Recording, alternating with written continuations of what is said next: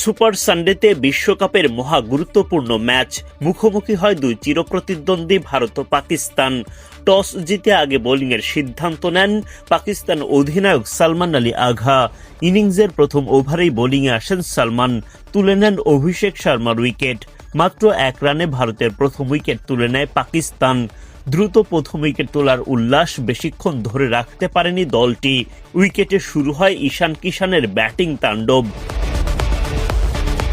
ছক্কাচারের ঝড়ে দ্রুত রান বাড়ান ঈশান। পাওয়ার প্লের 6 ওভার শেষে আর কোনো উইকেট না হারিয়ে 52 রান তোলে ইন্ডিয়া। বাউন্ডারি হাঁকিয়ে মাত্র 27 বলে 50 আদায় করেন ঈশান কিষান।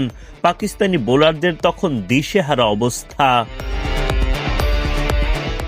মারকুটে ঈশান কিষানকে ফেরান সাইম আইয়ুব। যদিও ফেরার আগেই তিনি কাজের কাজ করে দিয়ে যান। 40 বলে 10টি 4 ও 3টি ছক্কায় 77 রান করেন ঈশান কিষান। সাইমের দ্বিতীয় শিকার তিলক ভার্মা আউট হন 24 বলে 25 রান করে। দলীয় 126 রানে তৃতীয় উইকেট হারায় ইন্ডিয়া।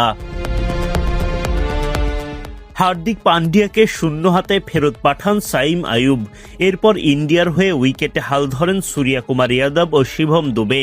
পাকিস্তানি বোলাররা তাদের চেপে ধরার চেষ্টা করেন, যদিও শেষ দিকের লড়াইয়ে ঠিকই চ্যালেঞ্জিং পুঁজি তুলে নেয় টিম ইন্ডিয়া।